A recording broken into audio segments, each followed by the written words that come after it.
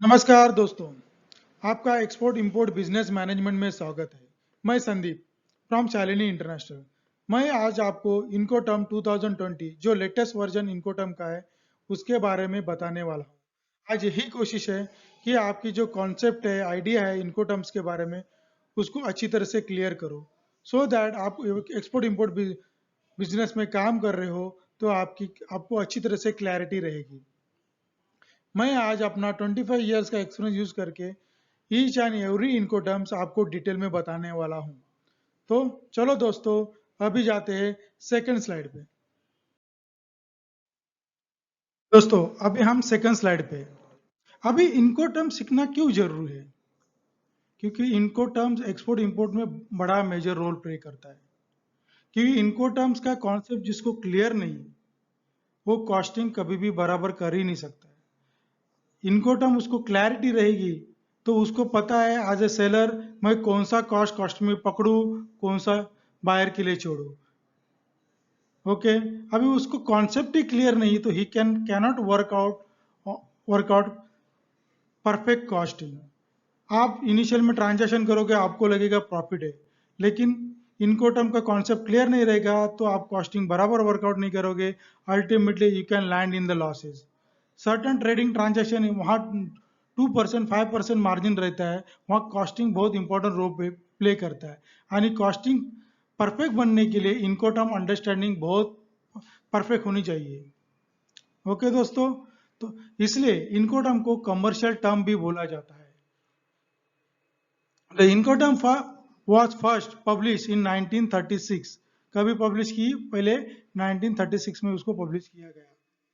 बाद में Incoterms international trade के नीड के हिसाब से उसमें चेंजेस आते गए as per the international need. जैसे बिजनेस चेंज होता गया, बिजनेस मॉडल चेंज होते गए, वैसे इनको टर्म भी चेंज करने पड़े। ओके, तो लेटेस्ट इनको टर्म कौन सा है? तो Incoterm 2020 it is publish by ICC. Okay, and their Incoterms rules were amended. कभी कभी हुआ 1953 में, हुआ 1967, 67, 76, 1980, 1990 एंड 2000 एंड 2010। ओके, अभी ये नया इनकोटर्म 2020 ये पब्लिश कभी हुआ? ये पब्लिश हुआ सितंबर 10 2019। अभी लेटेस्ट जस्ट उसको 6 to 7 months हुए। ये देखिए, this is the most important. The scope of Incoterm is limited to the matter related to the right and obligation. इसको याद रखिए, ये रिलेटेड किसके लिए है? तो right and obligation of the party. मतलब हर पार्टी को क्लियर होना चाहिए उसके राइट्स क्या है, उसके ऑब्लिगेशन क्या है, और कौन सा कॉस्ट वो बियर करेगा ये पर्टिकुलर ट्रांजेक्शन में। तो बहुत इंपॉर्टेंट रोल प्ले करता है इनकोटर्म्स दोस्तों। Okay, now we will move to the third slide. दोस्तों, अभी हम तीसरे स्लाइड पे हैं। इसमें क्या बोला गया है? इनकोटर्म एस्टैब्लिश, मतलब इनकोटर्म क्या एस्टैब्लिश करता है? ओके, इनकोटर्म एस्टैब्लिश करता है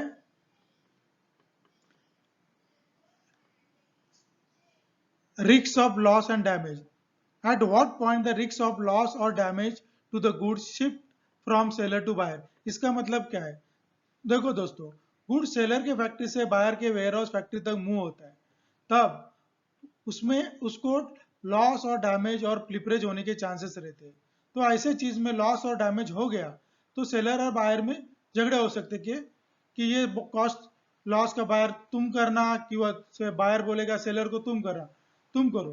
तो इसमें इनको हम डिफाइन करता है पर्टिकुलर पॉइंट। अभी ये पॉइंट तक लॉस हो गया तो सेलर बेयर करेगा, ये पॉइंट पे हो गया, ये पॉइंट से आ गया तो बायर हो गया। तो इनको टर्म्स इसमें क्लैरिटी देता है कि कौन कौन सा ये डैमेज और लॉस का कॉस्ट रहेगा तो किसके अकाउंट में चला जाएगा। सेकंड, ये डिफाइन करता है responsibility of transport and custom related cost. इसका मतलब क्या है? तो गुड्स जब भी सेलर के फैक्ट्री से बाहर से फैक्ट्री से जाता है तो different different mode of transport में उसको गुड्स हैंडल होता है। ओके, तो ये ट्रांसपोर्टेशन कॉस्ट कौन बेयर करेगा ये भी इनको टर्म डिफाइन करता है। ये पर्टिकुलर पॉइंट तक ट्रांसपोर्ट कॉस्ट सेलर बेयर करेगा, from this point buyer bear करेगा। इसको क्लैरिटी देता है। कस्टम रिलेटेड कॉस्ट मतलब कंट्री ऑफ ओरिजिन में क्लियरेंस कॉस्ट रहता है, वैसे कंट्री ऑफ डेस्टिनेशन में भी क्लियरेंस कॉस्ट रहता है। कंट्री ऑफ डेस्टिनेशन में ड्यूटी कॉस्ट रहता है, ये कॉस्ट कौन बेयर करेगा? तो इनकोटर्म डिफाइन करता है कि कंट्री ऑफ ओरिजिन का कॉस्ट सेलर करेगा या बायर करेगा, कंट्री ऑफ डेस्टिनेशन का कॉस्ट कस्टम क्लियरेंस का और ड्यूटी का बायर करेगा, सेलर करेगा, ये सब क्लैरिटी इनकोटर्म देता है। इसके कारण सेलर और बायर में झगड़े होते नहीं। Under Incoterm 2010, the international commerce terms are grouped into E, F, C, D, but 11 predefined terms of Incoterm 2020 are subdivided into the two categories based only on method of delivery. इसका मतलब क्या है? पहले 2010 में उसको E, F, C, D group में divide किया था इनकोटर्म्स को, अभी ऐसा नहीं किया है, इसको सिर्फ दो ही इसमें किया गया है, मेथड ऑफ डिलीवरी। इसका मतलब क्या है? इसमें आउट ऑफ इनकोटर्म्स 4 टर्म्स है वो स्पेशली सी ट्रांसपोर्ट के लिए डिफाइन किए गए हैं। वो रोड, एयर, रेलवे ट्रांसपोर्ट के लिए यूज नहीं की जा सकते, और बाकी सब है वो एनी मोड ऑफ ट्रांसपोर्ट में यूज किए जा सकते हैं। Okay, Incoterms in government regulation, in some jurisdiction, the duty cost of the goods may be calculated against the specific Incoterms. For example, in India, duty are calculated against CI value of the goods, and in South Africa, duty is calculated against the FOB value of goods. इसका मतलब क्या है? Government regulation में Incoterms भी major role play करता है। In India तो duties हमेशा सीएफ वैल्यू पे कैलकुलेट की जाती है, और in South Africa duty FOB value पे कैलकुलेट की जाती है। मतलब इनको टर्म्स ड्यूटी कैलकुलेशन भी इंपॉर्टेंट रोल प्ले करता है। समझा आपको दोस्तों? अभी जाते फोर्थ स्लाइड पे। दोस्तों अभी हम स्लाइड फोर्थ पे, इनकोटर्म 2020। ये टोटल 8 इनकोटर्म्स है। ये एनी मोड ऑफ और मोड्स ऑफ ट्रांसपोर्ट के लिए यूज किए जाते हैं। ये 8 इनकोटर्म्स है वो रोड, रेलवे, एयर, सी और इनलैंड ट्रांसपोर्ट और इंटरनेशनल ट्रांसपोर्ट किसी भी पर्पस के लिए यूज किए जाते हैं। Okay, it is not specific that it will be use for sea only. Okay, मैंने पहले ही आपको बताया कि इनकोटर्म 2020 ये दो कैटेगरी में डिवाइड किया गया, एक मेथड ऑफ डिलीवरी। तो ये मेथड ऑफ डिलीवरी के हिसाब से ये 8 इनकोटर्म्स और any mode of transport, ex work, FCA, FCA B. FCA में दो टाइप के रहते हैं। देखिए एफसीए वन एक सेलर प्रीमाइसेस पे रहता है और एक not at seller premises. Okay, FCA के दो टाइप रहते हैं, A and B. Then CPT, CIP, DAP, DPU and DDP. तो ये सब इनकोटर्म हम आगे जाके पूरा डिटेल में स्टडी करेंगे। ओके दोस्तों, now will move to the second slide. दोस्तों अब ये देखिए, ये 4 इनकोटर्म्स है। ओके, ये 4 Incoterms specially use for sea and inland waterway. मैं आपको पहले ही बोला था कि दो कैटेगरी में किए जाते हैं मेथड ऑफ डिलीवरी। इनकोटर्म 2 कैटेगरी में होता है method of delivery, this is another category, ये दूसरा कैटेगरी। ये सिर्फ सी ट्रांसपोर्ट के लिए यूज होता है, एंड ये हम डिटेल में आगे जाके पढ़ेंगे। इसके ऊपर अच्छी तरह से ध्यान दीजिए। Most of the international transactions जो बाय सी से होता है, ओके, उसके लिए 4 मेजर टर्म यूज किए जाते हैं। इनका अंडरस्टैंडिंग आपको होना जरूरी है। बहुत सारा एक्सपोर्टर है, they always confuse which is use for sea and which is use for air. Air में भी सी आई वो यूज करते हैं, एयर में भी सी एफ आर यूज करते हैं, वो एब्सोल्युटली रॉन्ग है। एफ ओ भी एयर में यूज करते हैं, वो भी एब्सोल्युटली रॉन्ग है। तो आपको अंडरस्टैंडिंग होना चाहिए कौन सा सी ट्रांसपोर्ट के लिए यूज किया जाता है एंड कौन से टर्म्स वो एनी मोड ऑफ ट्रांसपोर्ट के लिए यूज किए जाते हैं। होप अभी आपको क्लैरिटी आगे रहेगी कौन सा सी, एयर एंड रोड के लिए यूज किए जाते हैं। Okay, now will move to the 6th slide दोस्तों। वेलकम दोस्तों on 6th slide. This is a overall ये चार्ट है इनकोटर्म का। मैं आपको सबको रिक्वेस्ट करता हूँ इसका प्रिंट आउट लीजिए अपने वर्क स्टेशन पे, आपके सामने डेस्कटॉप पे इसको पेस्ट कीजिए, तो आपको पूरी क्लैरिटी आ जाएगी। इसमें सब कुछ डिफाइन है। इसमें सेलर ऑब्लिगेशन डिफाइन है जो ब्लू कलर में है, बायर ऑब्लिगेशन डिफाइन है जो सफरॉन कलर में, यानी लॉस डैमेज कुछ हो गया कार्गो तो तो रिक्स कौन से पॉइंट पे ट्रांसफर किया जाता है बायर के अकाउंट में, ये देखिए आपको दिख रहा है ये, ओके, तो रिक्स ट्रांसफर पॉइंट, ये सब कुछ डिफाइन है ये चार्ट में। ओके, देखिए दीज आर ऑल इनको टर्म्स, वो हर इनको टर्म हम आगे जाके डिटेल में स्टडी करेंगे। ये आपने ऑब्जर्व किया होगा, जैसे जैसे हम लोग इनको टर्म दूसरा सिलेक्ट करते हैं, ओके, यहाँ responsibility seller obligation is increasing, मतलब सेलर का ऑब्लिगेशन बढ़ रहा है, प्लस उसका कॉस्ट भी बढ़ रहा है, और बायर का ऑब्लिगेशन कम होते जा रहा है। टू अंडरस्टैंड दिस वन, तो आप लोग को फर्स्ट इसमें अंडरस्टैंड होना चाहिए कि कौन कौन सा पार्टीज इन्वॉल्व है पूरा, मतलब जब सेलर के इधर से माल बन गया, ओके, तो ये बायर के वेयर हाउस उसके फैक्ट्री में पहुंचने तक which are the parties involve, ये आपको क्लैरिटी होनी चाहिए। देखो सेलर के गुड्स इसमें फैक्ट्री में माल रेडी हो जाता है, ठीक है, फिर वो एयरपोर्ट पे लाया जाता है, एयरपोर्ट सी पोर्ट, तो ये मोड ऑफ वहाँ एक बीच में मोड ऑफ ट्रांसपोर्ट आ जाता है, फैक्ट्री से पिकअप करके पोर्ट तक लेके आएगा। वो नियर बाय रहेगा तो लोकल ट्रांसपोर्ट से ट्रांसफर होएगा, नहीं तो लंबा रहेगा तो रेल से, नहीं तो इनलैंड एयर से। ओके, पोर्ट पे आने के बाद यहाँ कस्टम फॉर्मेलिटीज हुई, यहाँ custom house clearing agent involve होता है, वो कस्टम क्लियरेंस करता है, बाद में शिप बुकिंग होती है, शिप पे माल लोड होता है, शिप ऑन बोर्ड बोलते हैं उसको, लोड होता है, फिर इसका फ्रेट इन्वॉल्व होता है, वो फ्रेट पे करना पड़ता है, शिपिंग कंपनी का बुकिंग करना पड़ता है, फिर यहाँ पोर्ट पे उतर जाता है माल वापस डेस्टिनेशन पोर्ट पे, फिर अनलोडिंग, कस्टम क्लियरेंस चार्जेस, यहाँ भी एक सीएचए रहता है वो इम्पोर्ट क्लियरेंस करता है, ड्यूटी पे की जाती है, यहाँ ड्यूटी पे करने के बाद माल कस्टम स्टेशन से आउट होता है, फिर वापस यहाँ डेस्टिनेशन कंट्री में ट्रांसपोर्ट अरेंज करना पड़ता है, उसका कॉस्ट, यानी वहाँ भी ट्रांसपोर्टर एक इन्वॉल्व होता है, यानी उसका डेस्टिनेशन प्लेस बाय, यहाँ एक नंबर ऑफ अलग अलग पार्टीज इन्वॉल्व होती है, यानी each party as per the Incoterms, एक तो बाय सेलर अपॉइंट करता है और बायर अपॉइंट करता है, यानी सेलर पे करता है, बायर अपॉइंट, इनको टर्म के हिसाब से हर कोई अपना अपना ऑब्लिगेशंस कंप्लीट करता है यानी उसको पेमेंट करता है। तो ये चार्ट आपके सामने लगा के रखिए, it is the most important, it is define each and everything, whose responsibility ceases up to what point, ये सब कुछ डिफाइन करता है। तो आप चार्ट लगा दिए, हम अगली साइड पे जाएंगे यानी ईच इनको टर्म हम डिटेल में पढ़ेंगे। ओके सो दोस्तों, चलो मूव होते हैं सेकंड स्लाइड पे। हम अभी एक्स वर्क सीखेंगे। Okay, x work name place, ये नेम प्लेस मोस्टली सेलर का फैक्ट्री तो रहता है, नहीं तो उसका वेयर हाउस रहता है। ये एक्स वर्क में देखेंगे सेलर का ऑब्लिगेशन बहुत कम है एंड बायर का ऑब्लिगेशन बहुत ज़्यादा है। ओके, जैसे जैसे हम लोग एक एक आगे आगे इनको टर्म जाएंगे तो सेलर का ऑब्लिगेशन बढ़ते रहेगा, बायर का ऑब्लिगेशन कम होते जाएगा, और उनकी सेलर ऑब्लिगेशन बायर ऑब्लिगेशन हम लोग डिटेल में पढ़ेंगे। अभी एक्स वर्क में क्या होएगा, सेलर गुड्स रेडी करेगा आणि एक्सपोर्ट डॉक्यूमेंटेशन बना के देगा, ओके, आणि he will do the export packaging करेगा, बायर के हिसाब से जो एग्रीड पैकेजिंग है वो करेगा, यानी बायर को जो मार्किंग चाहिए, कस्टमर को जो मार्किंग चाहिए उसको वो मार्किंग करेगा, और क्या करेगा, buyer disposal, he will keep the good at buyer disposal, मतलब कि अपने फैक्ट्री में नहीं तो वेयर हाउस में ही will keep the goods ready, और बायर को इंटीमेट करेगा, माय डियर कस्टमर मेरा माल रेडी है, आप मेरे फैक्ट्री से नहीं तो ये पर्टिकुलर वेयर हाउस से आप पिकअप कीजिए।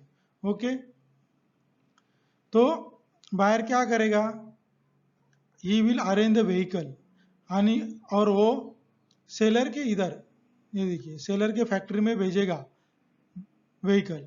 ओके, एक्सपोर्ट करने के जो भी एक्सपोर्ट लाइसेंस है, कस्टम क्लियरेंस इन एक्सपोर्टिंग कंट्री, जो कस्टम क्लियरेंस है वो भी बायर करेगा, प्री कैरेज टू टर्मिनल वो बायर करेगा। मतलब क्या है, ये बायर सेलर के फैक्ट्री नहीं तो वेयर हाउस में अपना व्हीकल भेजेगा।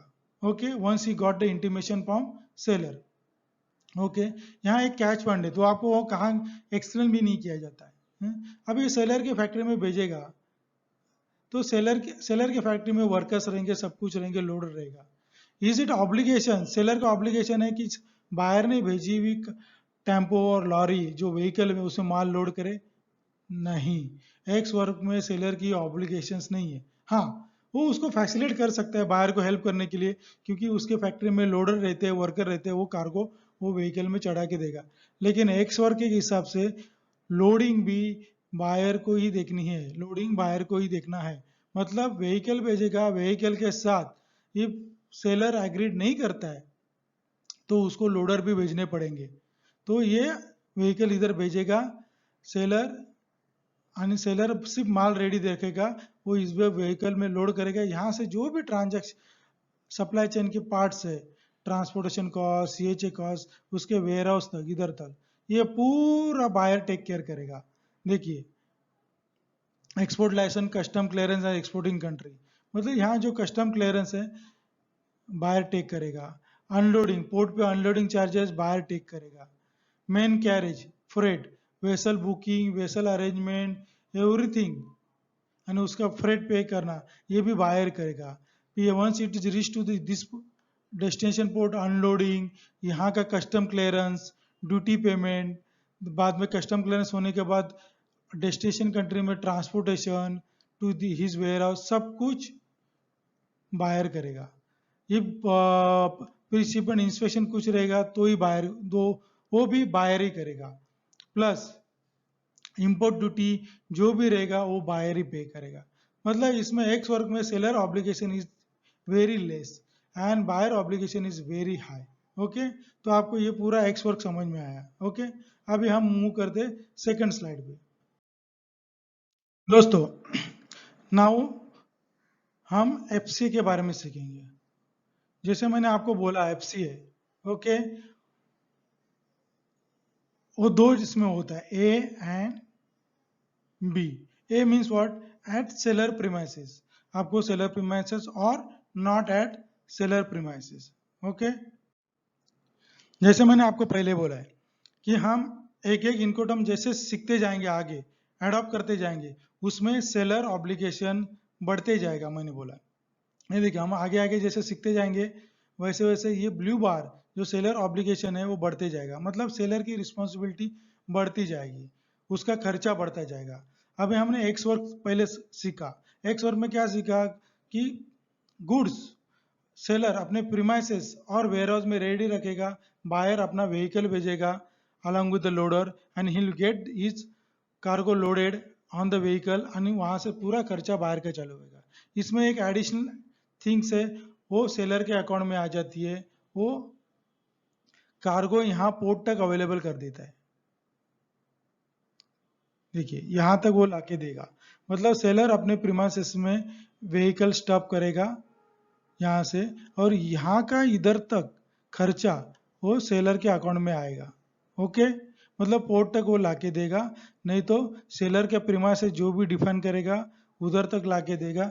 मोस्ट ऑफ द केसेस में एफसीए में क्या होता है, बायर अपना own agent country of origin में देता है और बोलता है सेलर को ये मेरा एजेंट है, वो कस्टम क्लियरेंस, शिपिंग, लॉजिस्टिक सब कुछ करेगा, आप उसके वेयर हाउस तक मटेरियल दे दीजिए। ओके, तो एक तो सेलर प्रीमाइसेस रहेगा और not seller premises. Not seller premises मतलब ये बायर का एजेंट का नाम। अभी सपोज कार्गो एयर से जा रहा था मुंबई एयरपोर्ट पे, तो मुंबई एयरपोर्ट पे सॉरी बहुत सारा आईटा एजेंट्स रहता है। ओके, तो आईटा एजेंट के वेयर हाउस रहते हैं एयरपोर्ट के बाजू में। ओके, तो सेलर वहां तक मटेरियल लाके आईटा एजेंट के बायर के एजेंट में लाके देगा उधर तक, इसलिए उसका तो एडिशनल रिस्पॉन्सिबिलिटी है transportation to the seller premises और नॉट सेलर प्रीमाइसेस। बाकी as it is ex work है, मतलब गुड्स रेडी रहेगा, कमर्शियल इनवॉइस डॉक्यूमेंटेशन सेलर देगा, packaging and marking as per the customer need करेगा, export licence and custom formality जो भी है वो एक का करने के लिए हेल्प करेगा।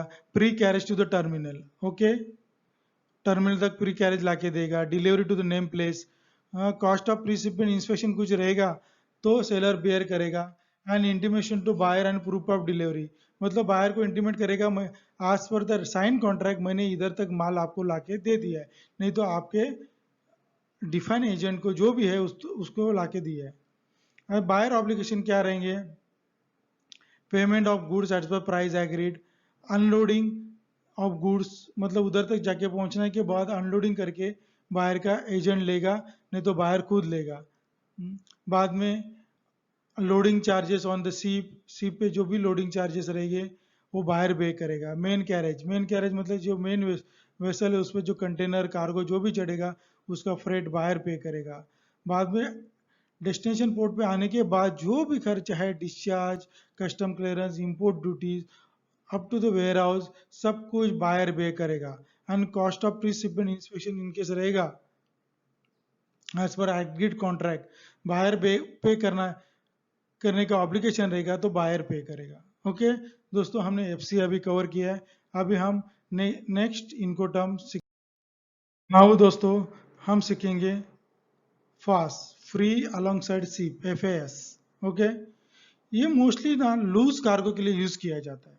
ये देखिए मैंने यहाँ सिंबल डाला है आपको बेटर अंडरस्टैंडिंग कौन सा इनको टर्म सी के लिए यूज किया है। हमने पहले भी पढ़ा कि 4 इनको टर्म है वो स्पेशली सी के लिए यूज किए जाते हैं। They never use for road transport, never use for railway transport, never use for air transport. Okay, तो ये फास्ट जो इनको टर्म है वो सी ट्रांसपोर्ट के लिए यूज किया जाता है। और ये ज्यादा करके लूज कार्गो जो माइन से निकलता है, नहीं तो एग्रीकल्चर प्रोडक्ट में, मतलब ये ज्यादा करके चार्टर पार्टी में यूज होता है। आप चार्टर पार्टी यूज कर रहे हो तो ये समझना आपके लिए बहुत इंपॉर्टेंट है। ज्यादा करके ट्रांजैक्शन हो ये चार्टर पार्टी के लिए यूज किए जाते हैं। वहाँ बल्क कार्गो रहता है, मतलब वेट, राइस, माइन से निकलता है coal, sponge iron, pig iron, iron ore fines, iron ore pellets, coal, ये सब के लिए ये ज्यादा करके ये FAS इनकोटर्म यूज की जाते हैं। इसमें अभी हमने जो इनकोटर्म पढ़ा उससे एक एडिशनल रिस्पॉन्सिबिलिटी है कि ये इधर तक लाके छोड़ेगा, कहाँ तक, वेसल के बाजू में। मतलब सेलर का रिस्पॉन्सिबिलिटी यहाँ एक बड़ा कि वो माइन से नहीं तो जिसके फैक्ट्री से कार्गो लाके अलोंग साइड शिप यहाँ रेडी रखेगा। He will complete all the custom formalities and keep the cargo ready for loading. Okay, before that वो अपने बायर को इंटीमेट करेगा, माय डियर कस्टमर, मेरा कार्गो ये पर्टिकुलर डेट पे कस्टम क्लियरेंस होके रेडी रहेगा पोर्ट पे, तो you have to arrange the vehicle. वो ले कैन वेसल का ले कैन सब कुछ बायर को एडवांस में इंटीमेट करेगा, so that buyer has to arrange. वो ले कैन के हिसाब से बायर को यहाँ वेसल लगाना पड़ेगा। नहीं तो बायर ने वेसल लगाने के लिए लेट किया तो ये पोर्ट पे जो जो चार्जेस है एडिशनल डैमरेज वो बायर के अकाउंट में चला जाएगा, तो बायर का ऑब्लिगेशन यहाँ बढ़ेगा। ओके, तो हमने फास्ट अभी स्टडी किया है। इन शॉर्ट मैं वापस रिपीट करता हूँ, सेलर की ऑब्लिगेशन क्या है करे, वो कमर्शियल इनवॉइस डॉक्यूमेंटेशन करेगा, एक्सपोर्ट पैकेजिंग मार्किंग ही पेनी, क्योंकि ज़्यादा करके कार्गो लूज रहता है तो पैकेजिंग एंड मार्किंग नहीं रहता है। Export licence and custom formalities भी फास्ट में सेलर कंप्लीट करेगा। प्री कैरेज तो टर्मिनल तक लाएगा, खुद ही सेलर लेके आएगा। And he will keep the delivery cargo alongside ready रखेगा। बाद में इसको वो एडवांस में बोलेगा ये तारीख को मैं लाऊंगा ये डेट को, और वैसे वो पोर्ट ऑफ डिलीवरी देगा कि कस्टमर को मेरा गुड्स रेडी है, कस्टम फॉर्मेट्स रेडी करके। अब ये फास्ट जो लूज कार्गोज रहते हैं उसमें दो टाइप के प्री शिपमेंट इंस्पेक्शन होते हैं mostly, pre shipment inspection and post shipment inspection. वो तो म्यूचुअल कॉन्ट्रैक्ट जो भी है उस हिसाब से सेलर बेयर करेगा, बायर बेयर करेगा। ओके, इसमें सबसे बड़ा इंपॉर्टेंट है बायर ऑब्लिगेशन, जो ले कैन दिए है वो हिसाब से ही हैज टू लोडेबिलिटी, वेसल लोडेबिलिटी उसको बायर को ढूंढना पड़ेगा, लोडिंग कैपेसिटी बायर वेसल की ढूंढनी पड़ेगी, यानी अकॉर्डिंगली वो वेसल पोर्ट पे अवेलेबल करके देना पड़ेगा सेलर को। ओके, मेन कैरेज मतलब मेन कैरेज फ्रेट जो भी है वो बायर पे करेगा, यानी बाद में डेस्टिनेशन पोर्ट पे पहुंचने के बाद discharge, further transportation to buyer warehouse factory जो भी है वो बायर पे करेगा। ओके, तो ये आप अंडरस्टूड करेंगे किया what is the FAS specially sea transport के लिए यूज होता है एंड बल्क कार्गो के लिए होता है। Okay, now everything is clear to you. Now we will move to the second slide. दोस्तों नाउ हम लर्न करेंगे FOB, free on board. Okay, ये स्पेशली सी के लिए यूज होता है। प्लीज नोट ये स्पेशली सी के लिए यूज होता है, एयर रोड और रेलवे के लिए यूज नहीं होता है। लेकिन बहुत लोगों को इनकोटर्म के बारे में पता नहीं रहता है। बहुत लोग एक्सपोर्टर और इंपोर्टर एफओबी यूज करते हैं। तो आप अभी समझ लो, एफओबी अदर रोड और रेलवे और एयर ट्रांसपोर्ट के लिए यूज नहीं होता है। It is specially made for sea transport only. Okay, अभी ये फास्ट जैसा ही है, लेकिन ये लूज कार्गो के लिए नहीं यूज होता है, कंटेनर्स और अदर कार्गो के लिए यूज होता है। इसमें एक एडिशनल रिस्पॉन्सिबिलिटी है, पहले वाला इनकोटर्म के कंपेयर करोगे तो इसमें सेलर की रिस्पॉन्सिबिलिटी रहती है, वो फास्ट जैसा सब कुछ रहता है, प्लस एडिशनल रिस्पॉन्सिबिलिटी रहती है, इसको कार्गो पे वेसल पे लोड, कार्गो वेसल पे लोड करके देना पड़ता है। मतलब यहाँ बोर्ड तक, बोर्ड मतलब कौन सा, ये वेसल का बोर्ड बोलते हैं उसको, मतलब सरफेस, मतलब इसके ऊपर लोड करके देने तक, मतलब इधर तक रिस्पॉन्सिबिलिटी सेलर का है, सेलर ऑब्लिगेशन, ये लोड करेगा। लेकिन इसका जो फ्रेट, जो मेन वेसल का जो फ्रेट है वो बायर पे करेगा। ओके, तो एफओबी की क्लैरिटी आपको आ चुकी है।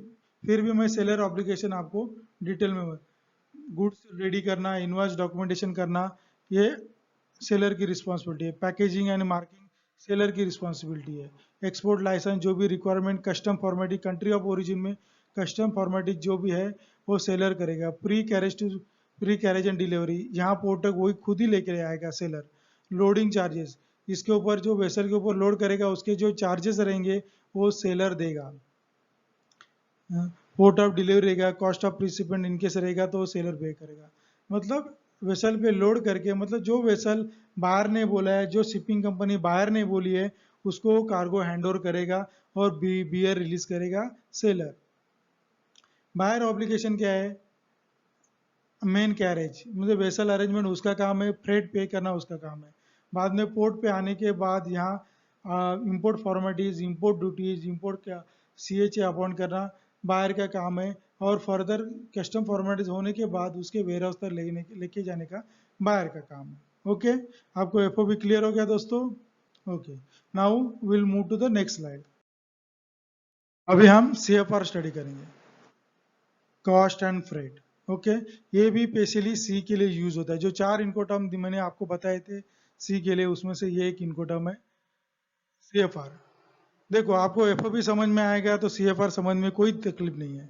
इसमें एक एडिशनल रिस्पॉन्सिबिलिटी है। एफओबी में हमने क्या पढ़ा कि यहाँ तक लोड करने तक सेलर की रिस्पॉन्सिबिलिटी या ऑब्लिगेशन है। ओके, लेकिन इसमें एफओबी में फ्रेट ऐड करोगे तो सीएफआर हो जाता है। ओके, मतलब एफओबी में बायर ये वेसल का फ्रेट पे कर रहा था, लेकिन सीएफआर में सेलर के ऑब्लिगेशन में आ जाता है और सेलर इसका फ्रेट पे करेगा। सेलर डिफाइन करेगा कौन सा वेसल पे जाएगा, शिपिंग कंपनी की कॉन्ट्रैक्ट सेलर करेगा, वो फ्रेट डिसाइड करेगा, वो फ्रेट निगोशिएट करेगा और इसके ऊपर वेसल के ऊपर लोड करके देगा और फ्रेट पे करेगा डेस्टिनेशन तक। यहाँ तक फ्रेट पे करेगा दोस्तों, डेस्टिनेशन पोर्ट तक फ्रेट पे करेगा सेलर, और फ्रेट भी वेसल कंपनी का फ्रेट भी कंप्लीट पे करेगा। बाद में बियर रिलीज करके वो बायर को भेज देगा। मतलब एफओबी में freight is additional component that will be beared by seller. Hope अभी सीएफआर आपको अभी और डिटेल में जाने की जरूरत नहीं है। सीएफआर में एफओबी में मैं डिटेल में जा चुका हूँ। इसमें याद रखिए कि फ्रेट एडिशनल पे किया जाता है, अरेंजमेंट वेसल का सेलर करता है। Okay, now will move to the second slide. दोस्तों, अभी हम स्टडी करेंगे सीआईएफ। सीआईएफ का फुल फॉर्म क्या है? Cost freight insurance. मतलब सीआईएफ वैल्यू में आपका प्रोडक्शन कॉस्ट, प्रोडक्ट की जो कॉस्ट वो इंक्लूड है, प्लस फ्रेट है, प्लस इंश्योरेंस है। अभी हमने अब सीएफआर सुना, ये सीएफआर का आगे का स्टेप्स है। उसमें सेलर का ऑब्लिगेशन और एक एडिशनल बढ़ता है कि उसको कार्गो इंश्योर करके देना पड़ता है। This insurance, this is additional cost in CFR. CFR में आपने इंश्योरेंस ऐड किया तो नया इनकोटर्म होता है सीआईएफ। ओके, और ये इंश्योरेंस सेलर की ऑब्लिगेशन होता है कि कार्गो पूरा इंश्योर करके warehouse to warehouse basis, insurance इधर इसके वेयर हाउस के बाहर के वेयर हाउस तक जाने तक वैलिड होना चाहिए सब, warehouse to warehouse. यानी उधर तक इंश्योरेंस का कॉस्ट है वेयर हाउस तक, वो बायर पे करेगा। कौन करेगा? बायर पे करेगा, सेलर, सॉरी सेलर पे करेगा। ओके, आणि वो इंश्योरेंस पॉलिसी वो इसको एंडोर्स करके बायर बायर को भेज देगा। Anything goes wrong with the cargo, cargo loss हो गया, डैमेज हो गया, ब्लिपरेज हो गया, तो वो सेम इंश्योरेंस पॉलिसी यूज करेगा बायर एंड इंश्योरेंस क्लेम करेगा। तो सीएफ आपको समझ में आया? सीएफ में insurance clause is additional will be borne by seller, वो सेलर इंश्योरेंस प्रीमियम पे करेगा। Okay, and it is also use for only specially for sea. Okay, तो हमने सी के इनको टर्म स्टडी की है और ये सिंबल मैंने डाला है आपको बेटर अंडरस्टैंडिंग करने के लिए। ओके दोस्तों, तो आपको सीएफ समझ में आया? तो ये इनको टर्म सीएफ भी बहुत इंटरनेशनल ट्रांजैक्शन में यूज किया जाता है, उसको अच्छी तरह से स्टडी कीजिए। कुछ कॉम्प्लिकेट आपको अंडरस्टैंडिंग रहेगा, please write to me, I will explain to you in a better way. Okay दोस्तों, now will move to the second slide. दोस्तों, अभी हम सीखेंगे CPT, carriage pay to name of the place of destination. Okay, इसमें CPT और अभी जो हमने सीखा सीएफ, इसमें ज्यादा फर्क नहीं है। ओके, लेकिन इसमें एक एडिशनल रिस्पॉन्सिबिलिटी है कि सेलर ऑब्लिगेशन इंक्रीज कहाँ तक इंक्रीज होता है? जो डेस्टिनेशन कंट्री में जो प्लेस दिया है वहां तक डिलीवरी करने का ऑब्लिगेशन सेलर के ऑब्लिगेशन में आ जाता है। सीएफ में क्या होता था कि इधर तक ऑब्लिगेशन था उसका, राइट? ओके, इधर तक ऑब्लिगेशन था।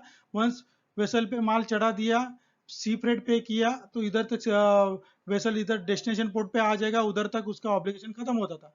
लेकिन सीपीटी में ऐसा नहीं है। सीपीटी में सेलर का ऑब्लिगेशन ये डेस्टिनेशन प्लेस तक रहता है, but destination place but exclude उसमें क्या क्या नहीं रहता है?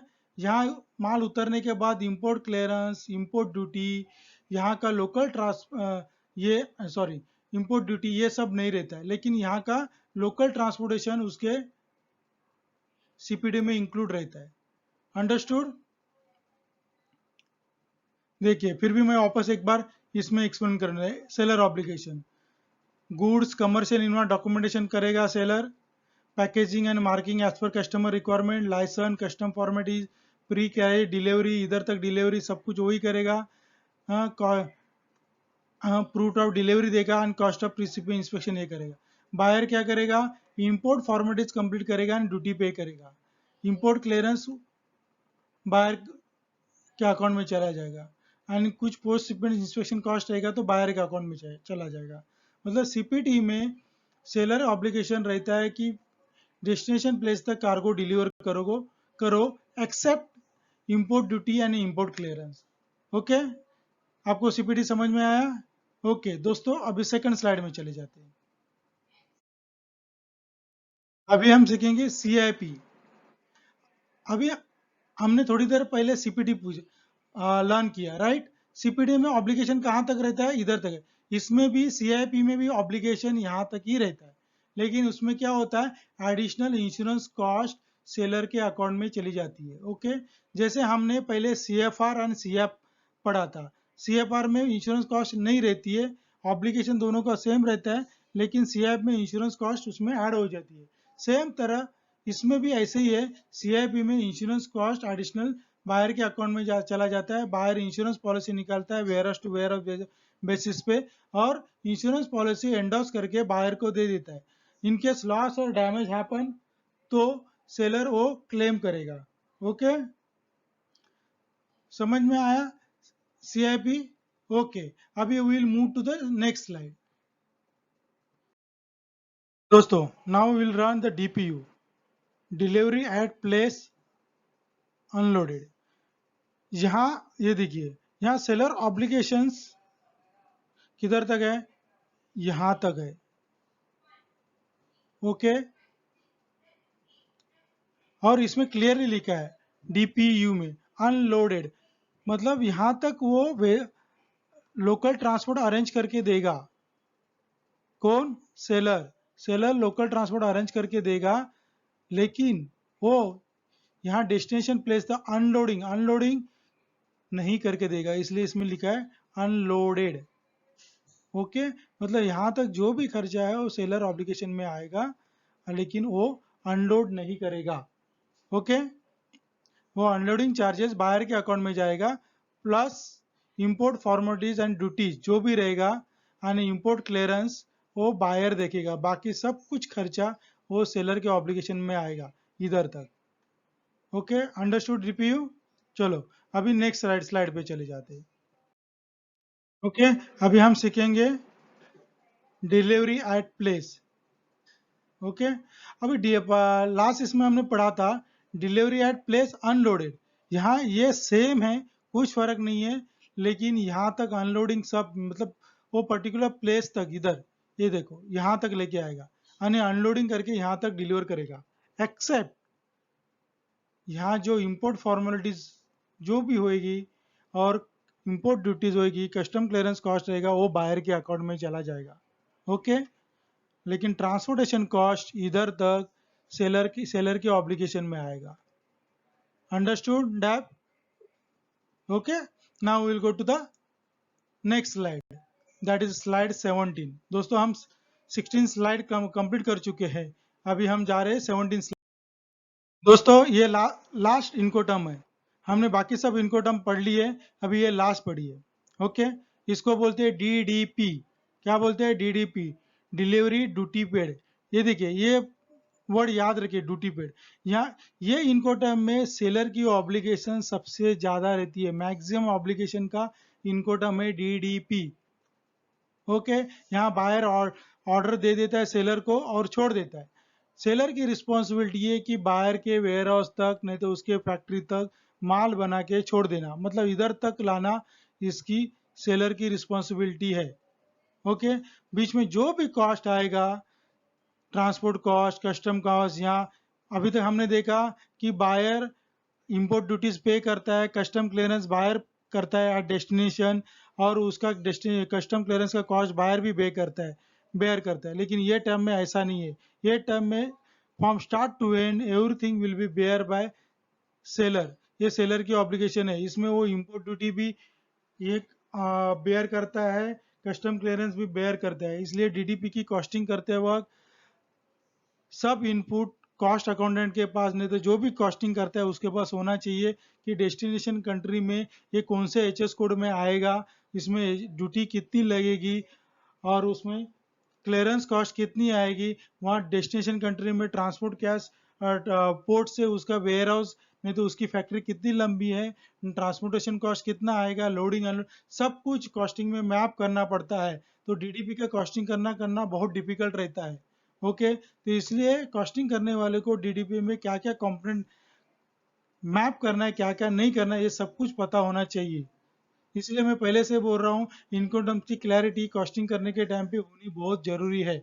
ओके, ना वो आप डीडीपी समझ में आए, ऑल इनकम टर्म हमने स्टडी किए, अभी हम नेक्स्ट स्लाइड में मूव करते हैं। दोस्तों हम अभी सेकंड लास्ट स्लाइड में, यहाँ मैं आपको बताऊंगा मेरी कंपनी क्या क्या करती है। जरा आपका 2 मिनट का वक्त लूंगा, ज्यादा और कुछ नहीं लूंगा।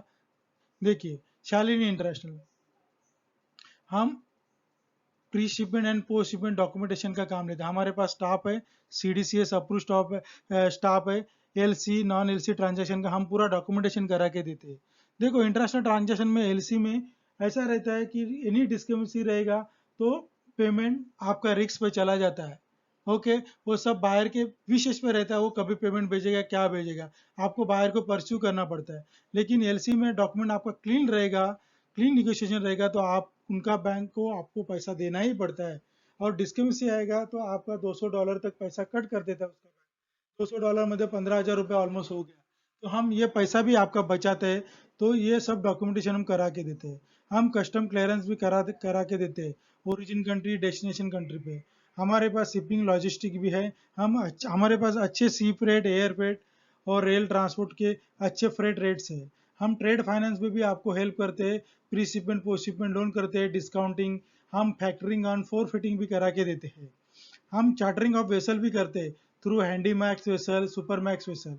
हम डीजीएफटी का काम भी लेते हैं, आपको advance licence, MES, CPCG, DFI status holder भी करा के देते हैं। हम सिस्टम ऑडिट भी करते हैं, मतलब हमारा स्टाफ आपके पास आएगा, आपके सब डॉक्यूमेंटेशन, आपके ट्रांजैक्शन के लास्ट चेक करेगा एंड आपको गाइड करेगा आप कहाँ रॉन्ग होते हैं, यानी आपका कहाँ प्रॉब्लम आ सकता है, सो दैट नेक्स्ट टाइम आपका वहाँ मिस्टेक ना हो। और आपका एक्सपोर्ट इंपोर्ट में पता है, आप एक भी मिस्टेक करके तो उसका फाइनेंशियल लॉस आता है कंपनी में, तो आपका फाइनेंशियल लॉस कम करने में हम मदद करते हैं। हम जीएसटी रिटर्न और रिफंड्स का भी काम करते हैं दोस्तों। Okay, thank you very much ये वीडियो देखने में। मेरे को आशा है आपको जो इन्फॉर्मेशन चाहिए, मेरे ख्याल से मैंने इन डेप्थ इन्फॉर्मेशन इनकोटर्म के बारे में दे चुका हूँ। आपको और कुछ किधर रेफर करने की ज़रूरत नहीं है। आपको कुछ हेल्प लगी तो ये मेरे कॉन्टैक्ट नंबर है, you can get me in contact.